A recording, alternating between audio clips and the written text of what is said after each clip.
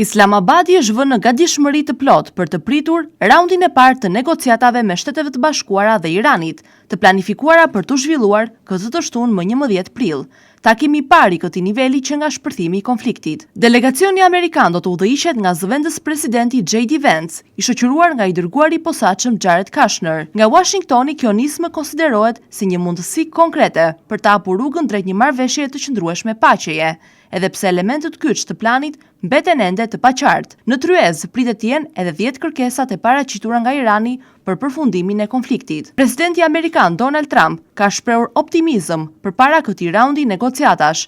Ai deklaroi se ekziston një dritë reale për përparim diplomatik dhe për arritjen e një marrëveshjeje afatgjatë. Ndërkohë, zhvillimet në terren vijojnë të jenë shqetësuese.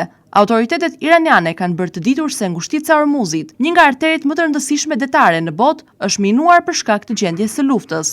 Shumë pak anije kanë patur mundësi të kalojnë aty. Garda revolucionare ka publikuar gjithashtu një hartë orientuese, duke u kërkuar anijeve tregtare të shmangin kalimin kryesor dhe të përdorin një korridor alternativ, më të ngushtë dhe potencialisht më të rrezikshëm.